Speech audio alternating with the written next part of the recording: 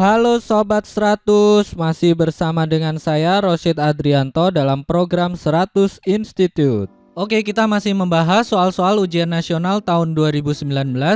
Berikut ini ada soal berkaitan dengan bab teori kinetik gas ideal. Pada video kali ini kita akan membahas soal tentang sifat gas ideal monoatomik. Simak soalnya baik-baik ya.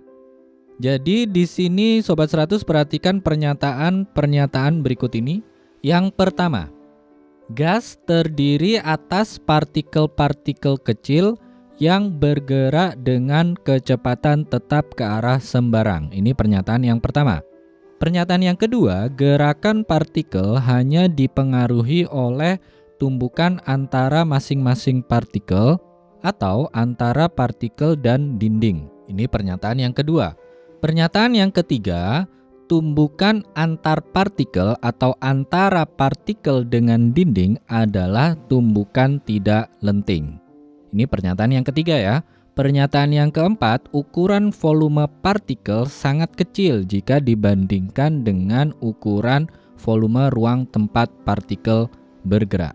Kemudian yang kelima, tidak berlaku hukum Newton tentang gerak. Oke, pertanyaannya adalah, pernyataan yang benar berkaitan dengan sifat-sifat gas ideal monoatomik itu yang nomor berapa saja? Oke, Sobat 100, sebelum menjawabnya, Sobat 100 bisa lihat ilustrasi gambar berikut ini.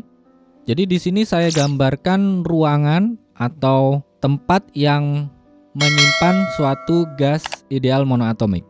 Di sini saya gambarkan gas ideal monoatomik ada beberapa gas ya. Jadi di sini kalau lihat pernyataan yang pertama, gas terdiri atas partikel-partikel kecil. Jadi ini saya gambarkan partikelnya sangat kecil jika dibandingkan dengan ukuran ruangan yang menyimpan partikel gas ideal tersebut. Nah, gas ideal ini akan bergerak ke sembarang arah. Jadi katakanlah ini partikel yang pertama bergeraknya ke kanan atas, lalu ada partikel yang kedua bergeraknya ke kiri atas. Kemudian di sini ada partikel yang ketiga bergerak ke kiri bawah, partikel yang keempat bergerak ke kanan bawah, lalu partikel yang kelima bergerak ke kanan. Nah, masing-masing partikel ini akan bergerak dengan kecepatan yang tetap ke sembarang arah. Jadi, untuk pernyataan yang pertama ini benar ya, Sobat 100. Oke, kita lanjut ke pernyataan yang kedua. Gerakan partikel hanya dipengaruhi oleh tumbukan antar masing-masing partikel atau antara partikel dengan dinding.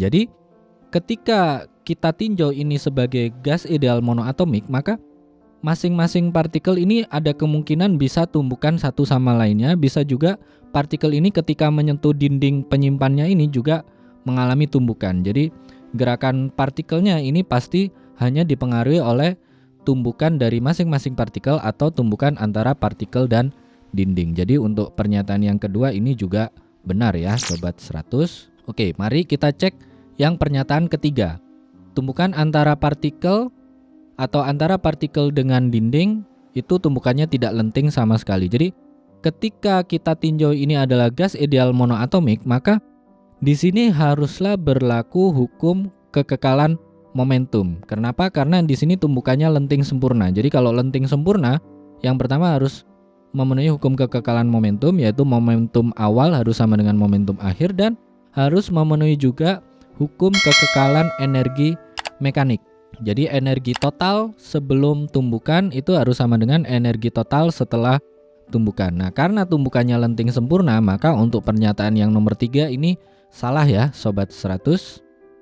Oke ya, Sobat 100. Nah, berikutnya untuk nomor 4, ukuran volume partikel sangat kecil dibandingkan dengan ukuran volume ruang tempat partikel bergerak. Jadi sudah digambarkan di sini partikelnya ini sangat kecil dibandingkan dengan ukuran ruangan yang menyimpan partikel gas ideal tersebut. Jadi ini ilustrasi gambar. Kalau bentuk nyatanya Sobat 100 perhatikan baik-baik, kalau ada gas monoatomik itu seperti gas mulia ya, helium, neon, xenon, kripton. Nah, itu kalau disimpan di dalam ruangan, katakanlah ruangannya itu ukurannya 3x3. Jadi panjang ruangannya 3 meter, lebar ruangannya 3 meter, kemudian tinggi ruangannya 3 meter dibandingkan dengan ukuran gas mulia tadi, helium, xenon, neon, kripton itu sangat kecil sekali ukurannya, hampir tidak bisa dilihat ya. Jadi untuk melihatnya itu kita butuhkan mikroskop elektron. Jadi untuk yang nomor 4 ini sesuai ya Sobat 100, ukuran volume partikel itu sangat kecil sekali dibandingkan dengan ukuran volume ruang tempat partikel bergerak. Jadi kita kasih checklist, artinya yang pernyataan nomor 4 ini benar. Terakhir, untuk pernyataan nomor 5, ilustrasinya seperti ini. Jadi katakanlah di sini ada 5 partikel yang kita tinjau. Ini masing-masing adalah gas ideal monoatomik. Jadi kalau kita lihat interaksi antara partikel 1 dan 2 ini ada gaya interaksinya, katakanlah nilainya adalah F5 karena 1. Lalu antara partikel 2 dan 5 ini ada interaksinya, yaitu katakanlah F5 karena 2. Kemudian antara partikel 5 dan 3 ini ada interaksinya, katakanlah F5 karena 3. Dan terakhir antara partikel 5 dan 4 ini juga ada interaksinya, katakanlah ini adalah gaya F5 karena 4. Nah, kalau besar interaksi gayanya ini sama besar, maka ketika partikel yang kelima ini ditarik oleh partikel 1, 2, 3, dan 4, maka hasil total gaya interaksinya itu pastilah sama dengan 0.